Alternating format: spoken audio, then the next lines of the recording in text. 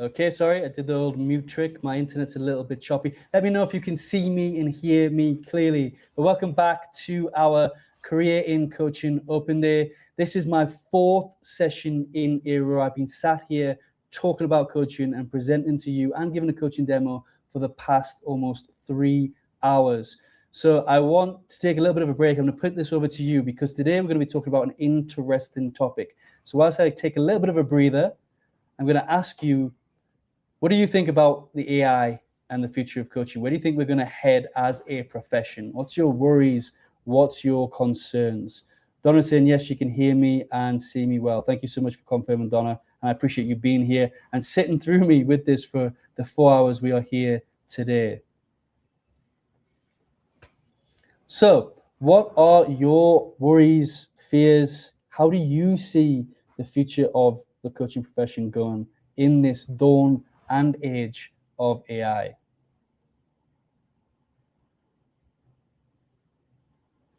Let me know in the comments box. And then I'm going to open up with a few icebreaker questions that I've got to get you thinking about AI, a little bit of a true or false statements, just to get us thinking about AI as coaches.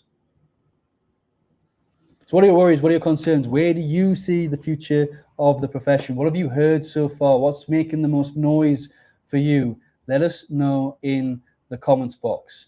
And this session, if you're tuning in, if you don't satisfy one of these ticks, go and do something else, close the session, go and enjoy the rest of your day, do something a bit more productive. But this session is for aspiring coaches that are thinking about using AI in their practice, a practicing coach that is actually using AI to join the discussion and share a little bit of their wisdom in this session, or somebody who's just curious AI user and looking at maybe where there's opportunities to introduce AI into the coaching profession. So if you satisfy one of those three, this session is for you. If not, go and do something a little bit more productive with your life. Now, next question. So Donna's saying, I don't have any concerns. Let me just pull this up. I don't have any concerns because AI cannot replace a human and the connections, space and empathy we build with our clients. 100%, Donna, you're aligned with the values here at Coaching Minds. It's something I'm going to cover today. Although there is a loud noise that people do believe that AI will replace coaches. There's a lot of fear-mongering going on or scaremongering going on at the minute with AI. And we're going to digest that and we're going to pull that apart in today's session. But my next question is, how many of us are using AI? So if you're a coach that's tuned in right now, how many of you are using AI? Tell me what you're using, what platforms, and how you're using it. Let me know in the comments box. I'm taking a breather. I've been talking for 2.5 hours to 3 hours, back-to-back sessions. So this is your time to talk. How many of you are using AI, and what are you using it for? And remember, there's no stupid questions, just stupid people. So if you decide to put daft things that you're using AI in the comments box for, I'm just going to ban you from today's session. We don't have time for that today. So on a serious note, as a coach, what are you using AI for? And one of the ethical points of AI is transparent use of AI. So don't be ashamed to share. I use AI all the time. I use AI on a daily basis. I use it to help me draft tools. I use it to help me do documents. I use it to help me do the tasks that are repetitive that I don't like. I used it the other day to create a music video and some lyrics. It was fantastic and quite interesting to see how it did that for marketing purposes of one of my companies. So Donna's saying, yes, she's using AI at the moment. So if you're tuned in, please, this is a conversation where we can talk about AI together. This is for you to put your stuff across. So Donna's saying, yes, admin and pretty much as a PA. And that's what we need to remember, that AI is our assistant. It's a coach assistant. It's one of the important things that I'm sharing. We've got Sakai Thick, I use for checking up data information of economy. That's great. So using it to check data information, it's great. That's going to lead us into one important part of the critical thinking behind AI, to look at the accuracy of the data that AI produces. I know a lot of people are starting to see a shift and a move from actually asking Google as part of their questions to actually asking ChatGPT, Claude, DeepSeek. And for the coaches that are tuned in that are practicing, I want to introduce you to a concept that you need to start to research now, get ahead of the game, go forward when it comes to AI. There's going to be a shift from SEO. There's a huge talk about SEO right now. It's been around for years, what's it called? SEO. I'm losing my words. Somebody remind me what SEO stands for. Search engine optimization. Okay, there's going to be a shift to that. And what you need to take away is study GEO. I'm not going to tell you what it is. Just type in GEO as part of an action from this session and learn it as a coach. It's going to work wonders on your coaching practice. So little tip, how else are you using it? Razan's saying here, I do use it for general information instead of Google, data analysis, brainstorming, and so on. And because people are using AI as a replacement towards Google at the minute, even though these search engines are really trying to implement an AI experience, and you can see now at the top of Google, you'll get an AI response. A lot of people are going to ChatGPT to ask their questions, which means you need to start to understand and get on board with GEO. But I'm going to leave that as off-piece today and not part of today's topic. So many of us are using AI. Many of us are thinking about AI, but where do we think the future of coaching is heading? Where do we think it's heading? Put your comments here. But before we get into that, and before I give you my thoughts, I just want to do a quick little bit of questions with you, a little bit of a quick round of true or false. So first statement, true or false? If you own a smartphone, you are likely using AI every day. So for those of you tuned in who are saying, I'm not using AI, or didn't comment that you're using AI, is it true or false? If you've got a smartphone, you're likely using AI every day. Put it in the comments box. Donna's saying, yes, it's true. Brilliant. What do you think? Anybody think it's false? True. Roseanne says true. It's true. So everybody, I can see Psychus put in there as well that it's true. So brilliant. So if you're using a smartphone, you're likely using AI every day. That is true. AI can create art, music, and movies. True or false? What do we think? Does it just create one, two of them, three of them? Can AI create art, music, and movies? True or false? Let's get this fast. Let's go through this fast. Donna's saying true. Anybody think it's false? So again, it's another true statement. AI can create art, music, and movies. Now, I'll give you another tip for those practicing coaches that are in today. Another tip, another platform to go and use. Go and explore Suno. Suno is great for making music. Now, as a coach, you're making content across social media. You're making videos. You're doing courses. Having a backing track and developing your own background music is a must. If you're part of Suno, you're paying for the subscription. It's very small. It's about $10 if you can afford it. There's a free version as well, but you can generate and create your own backing music towards your videos. The music that you actually seen at the beginning of this session as the part of the countdown through all this Career Breakthrough Summit, I generated that through Suno. It's an AI platform that generates music. You can put your own lyrics in if you want. You can insert your own voice if you want to make yourself sing. It's a great platform. But we're going to talk about ethical responsibilities here. Don't use it for silly stuff, like just to make yourself sing and impress your family or whatever. Think about it for business use. Be conscious of the environmental impact that you're having when you're using AI. More of that a little bit later. AI was originally coined in 1956. True or false? What do we think? So AI, early 2020s, I think 2021, 2020, ChatGPT was starting to become popular. Claude, DeepSeek, everybody started to jump on the bandwagon. But do we think it was originally coined in 1956? Donna's saying true. Razan's saying true. It was. It was originally coined in 1956. AI has been around for about coming up to 70 years. AI has been around. But we just haven't known about it because it hasn't been user-friendly.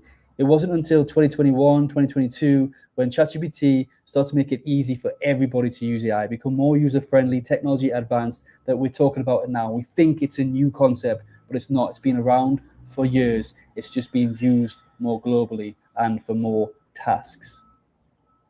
AI can analyze thousands of this is the last one. AI can analyze thousands of medical images like mammograms, CT scans, or pathology slides in a few seconds, drastically reducing the time it takes to get results in a hospital. True or false? Again, Donna's saying true. Some of you might be thinking a bit skeptical here. You must put a false statement in here. What do we think? Yes, Razan's saying yes. Everybody's saying true, true. It is, again, true. So AI is here, and AI is a tool. One thing we need to know, it's a tool, it's an assistant, and it's not whether or not AI is good or bad. It's how we use AI that determines whether or not it's good or bad. So how do we start to think about using AI ethically as a coach in the correct manner for the right reasons? And how do we help it enhance our coaching practice? Next question, will AI replace coaches? Donna, I know you shared your thoughts at the beginning. You don't believe it. So anybody have a different opinion? I love having a talk on this topic. Will AI replace coaches? What do we think? Do we have any coaches that are in here worried thinking, what's the point in getting into the coaching profession? It's going to all be AI coaches in the future anyway. Be honest. Put it in the comments box. Razan is saying never. I'm loving the mentality here.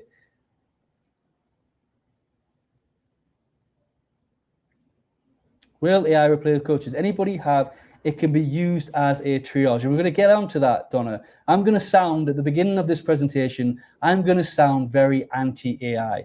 But I've just told you I use AI on a daily basis all the time. I'm not anti-AI. I just want to clarify that. I'm very pro-AI. I'm very for AI. But I'm not for AI coaches. And I do not believe that AI will ever replace a coach. And I'm going to explain to you in this session why. So Saki is saying maybe there's a potential. There's a lot of talk and noise around it replacing us. People think it is, but I'm going to explain to you why it might not. So hopefully you get a little bit of a different perspective. Now, what's the industry position? Now, I've got the ICF and EMCC. They're the two biggest accredited professional bodies in our profession. I've just done a whole session on this. The last session was focused on that. But I've also included an organization that I'm part of, which is the Association of Business Mentors, the ABM. And I put them on here because I really love the direction that they're taking.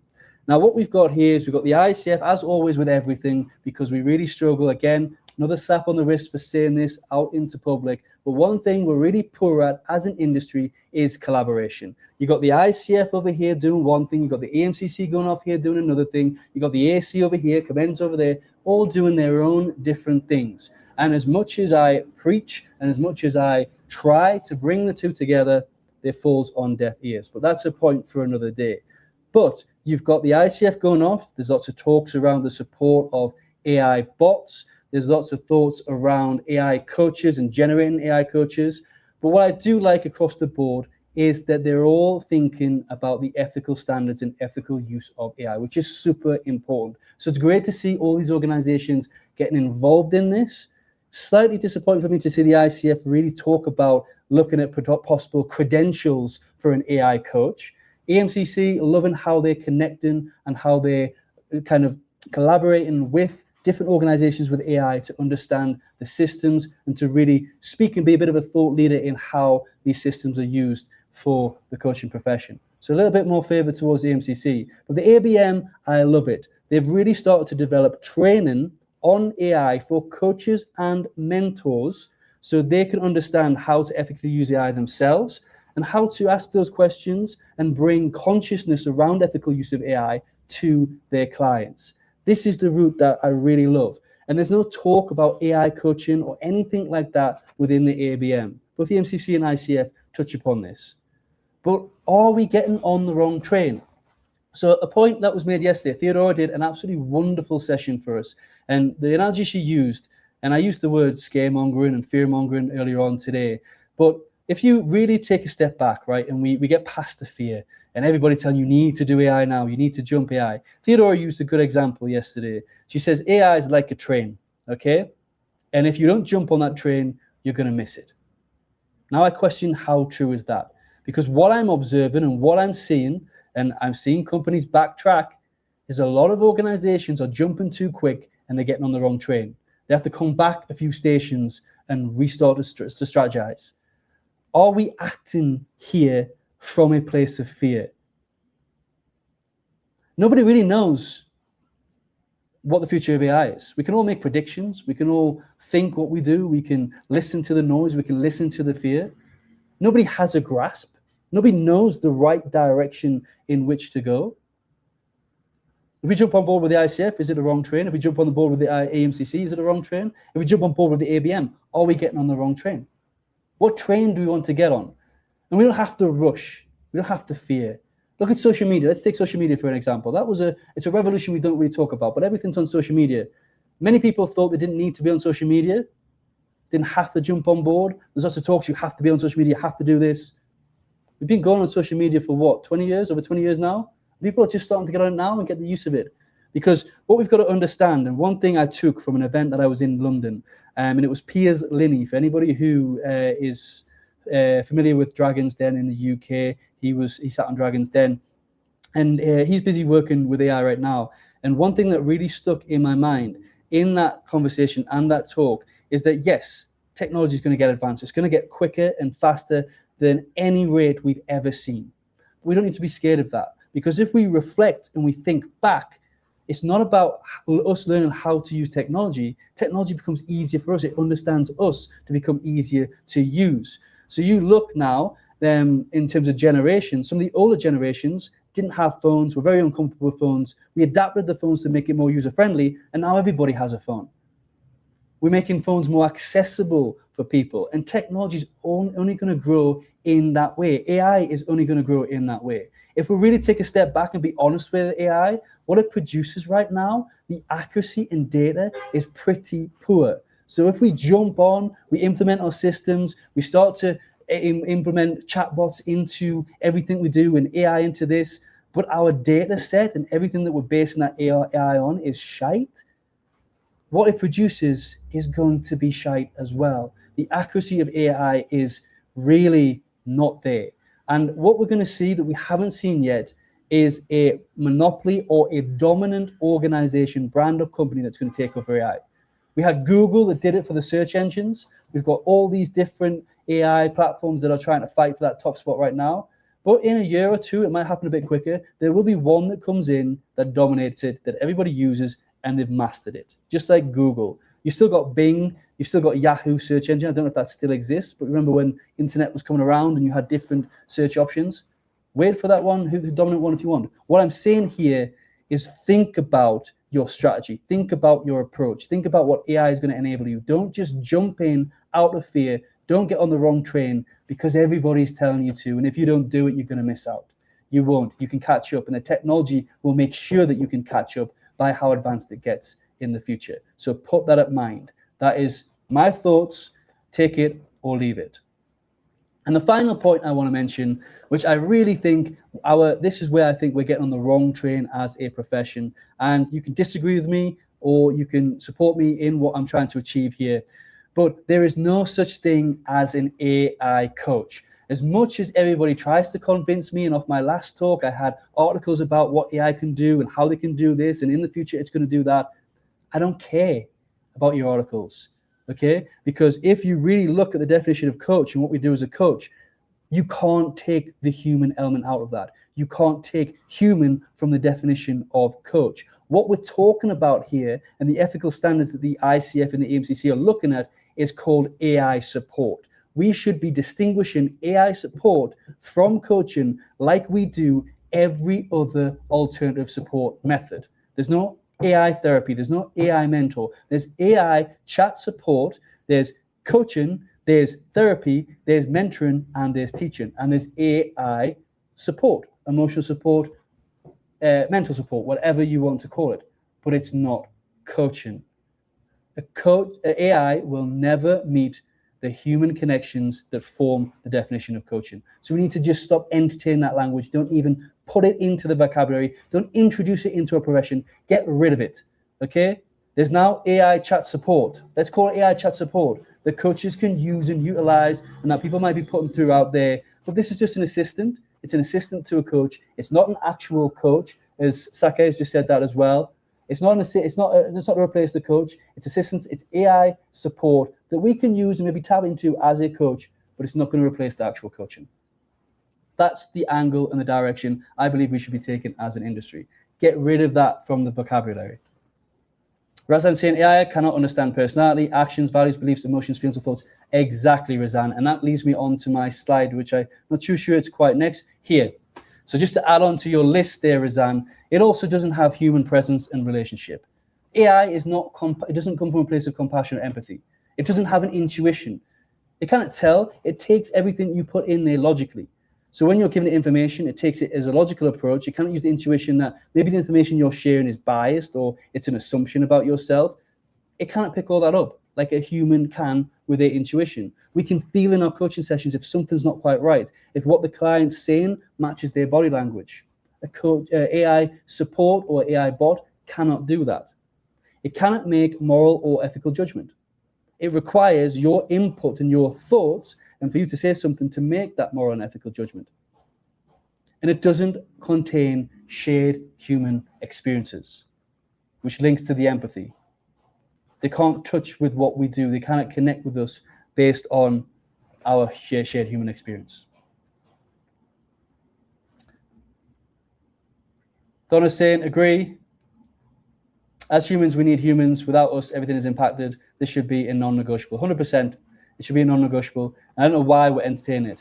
And the last point I just want to talk, and before I get on to the good side of AI, like I said, I'm not anti-AI. I just don't think there's such thing as AI coach, and I don't think we should be entertaining that. Because we get to the point, and we need to learn from past experiences, okay? We like the idea, but we tend to dislike the reality, okay? And I'm going to give you a few examples of this. How many of us have called a company to get a bit of support, and we get straight through to an automated machine? Press 1 for this, press 2 for that, press 3 if you want to connect with this. Can I check my bank balance? You've selected mortgages. We'll put you through to your mortgage team right now. We don't like it. The idea was great for the company. It was convenient for the company, for them to cut costs and for them to be able to kind of direct and kind of filter out how many requests come in to direct you to the right place. But as a customer, the experience is crap. I have never met anybody that's had a good experience with an automated voice on their phone, automated system. The other thing where technology's having to backtrack, going back to what I was sharing earlier, is in supermarkets, there's self-service checkouts. Great idea. In reality, customers don't really like it. Okay, we might get a little bit quicker. We might think it's going to be quicker. They're starting to get queues there now anyway, so you've still got to wait in the queue. You get there, there's one person assistant. All the lights in the supermarket are red because beep, unexpected item in baggage area. And everybody's having the same issue, and all the lights are red. You've got one lady running around with a little pass scanning people through. But it's not great. We're losing that human connection. People don't like it. It causes us inconvenience. So again, with AI, it's at that stage where we like the idea, but we can potentially dislike the reality. And the way I look at it, and you can take your mind and imagination wherever you want with my comment here, but AI is like a toy, okay? It gives us a little bit of satisfaction. It gives us maybe a little bit of pleasure, but it doesn't give us the full experience that a human can give us. That's why the coaching AI will not replace coaches. And the direction that we should be taking as a profession, because there needs to be a profession that does this, coaching has the right fit, therapy has the right fit, is double down on being a human-centered profession. Whilst everybody else is using AI to replace their tasks, replace their people, replace what they're doing, coaching stays human-centered. We use AI for everything else, our AI tasks, everything, but we do not use it to replace that coaching interaction on a face-to-face basis. That's the direction that we need to head. Now, ethical concerns, I'm going to skim through this because I'm a little bit coming up to my time for today. But we've got some ethical concerns that we need to be aware of before we think about how we use AI as a coach. These are, first of all, data accuracy. I've talked about that earlier on. If the data is not accurate, you look at ChatGPT, it does, when you put it in, I've stopped using ChatGPT and I've moved to DeepSeek because the accuracy is absolutely terrible. You ask it for certain stuff, you research it, and it's not correct. It gives you the incorrect authors for certain quotes. It gives you the incorrect information that doesn't match what's on the web. The data accuracy right now is awful. And we need to be conscious where we use that as a coach. So a lot of coaches want to start to build coach bots, want to try and get ahead of the game and build it off the information on the website. But if the data on their website's not accurate, the information that AI coach bot is going to produce is going to be crap as well. So you're going to give them a bad experience. So be careful with that data accuracy. The other big issue is privacy and data. Where are we storing this information when we're introducing these AI platforms? Who's getting access to this? You know, one of the big shocking things I learned the other day is Mel Robbins, she advised her 10 million followers to input their financial information into AI software. And these people are leading our industry, are coaches. They're not. So be careful. When you're using AI, when you're advising, when you're giving tips on AI, keep confidential information out of those systems. Copyright, big issue as well. How do we know where that source comes from? How do we know who wrote what? Does it belong to you? Do you own the copyright? Big questions around copyright. Environment, thousands and thousands, if not millions of liters of water every year to cool down the data centers. The amount of CPU units that are used just to power a couple of questions that we put into AI, it's going to have a massive impact on the environment. So how do we be conscious about the environment when we're using AI, so we're not using it for pap and we're actually using it for something constructive? We're using it to enhance our business, not to put a video of Trump and Putin dancing on stage. Use it for something intelligent and something wise. Again, AI is a tool. Again, risk, loss of creativity and critical thinking. Theodora mentioned it, we talked about it on the panel. Two of the key skills of the future is creativity and critical thinking. And the reason why companies and organizations are going to look for these is because so many people are going to lose it because they're too dependent on getting their ideas and thinking critically from AI. Stop it. Don't let yourself get into that place. Don't let yourself become dependent on AI. If you get a block, use it, but don't let it take over your creativity and critical thinking. And finally, the loss of human connection. This is where we come in as an industry to not lose that human connection. It's very, very important that we stay connected, we talk to each other, we connect with each other. That human connection is going to be important. We're going to see that shift, and it's up to us to make that shift as a profession. So as a coach, just to quickly leave you with a couple of things, treat AI as a coach assistant, not as a replacement for your services. Here are a few things that you can do. And in terms of getting that nice blend between coach and AI, is you use the intelligence, the resourcefulness, and the speed of AI. You match that with your emotion, your empathy, and your intuition as a coach, and you're going to enhance your communication, you're going to enhance your creativity, and you're going to enhance the connection. That's the opportunity that we have if we look to blend the two together and use AI as our assistant, not as our replacement. Now, let's take a look at how we can use it in AI. We don't just coach as coaches. There's so much work that goes around to run our business, to do our marketing, to do our content. There's so much we have to do outside of our coaching session. We can use it to take notes. One of the most beautiful things, granola. If you haven't found granola, go and download granola, use it, and it's a way of doing note taking. So when I watch a webinar now, or I'm watching something on YouTube, you could be having granola on right now, and this will produce you a nice digest of notes. It's great for webinars and things that you're watching. It will take the notes for you.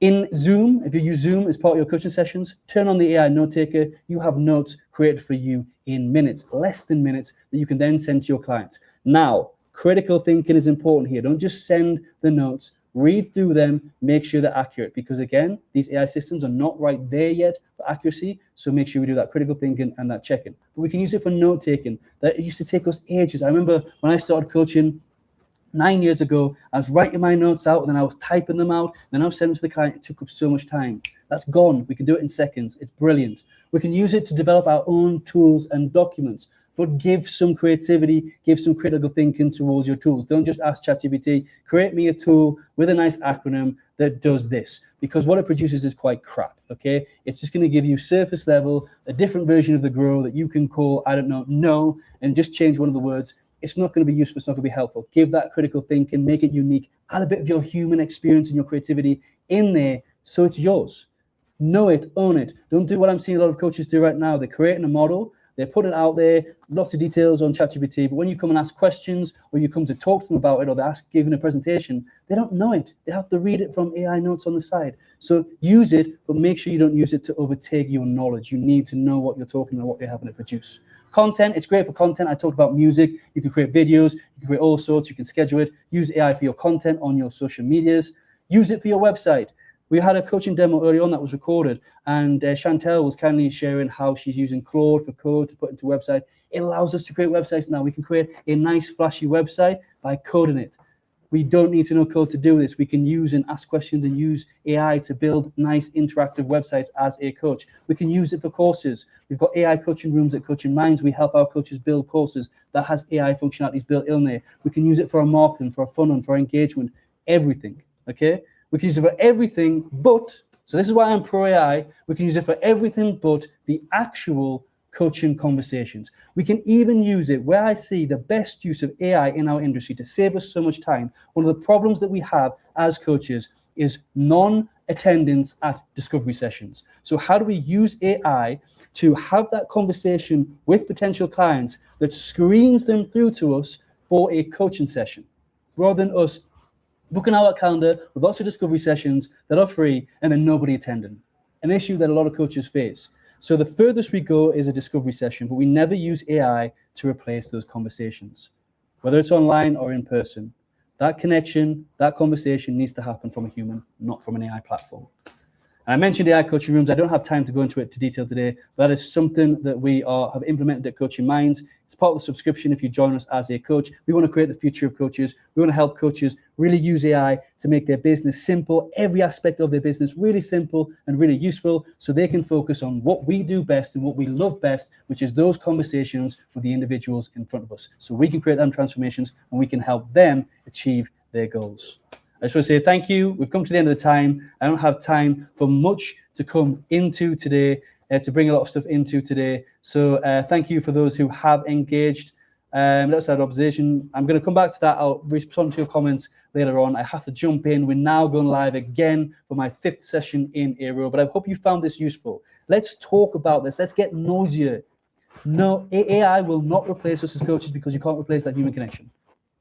Say it. When you're at IC events, when you say to AMCC, speak up, talk to them. Why are you focused on AI coaches? Why are you entertaining this word of AI coach? Doesn't exist. It's AI support. Coaching is a different support function. Just like mentoring, just like therapy. Talk about it, spread the word, share this video. I don't care, but let's make the bigger noise and let's keep our profession focused on being human-centered. I want to wish you a wonderful rest of your day. I look forward to seeing you in our next session where we're going with Jamie Fletcher and we're looking at how we're using AI in a different way and tech in a different way so that we can really blend what I talked about in terms of ethics together, put it into operation and use AI for the benefit of our profession as a whole. I look forward to seeing you all there. Thank you.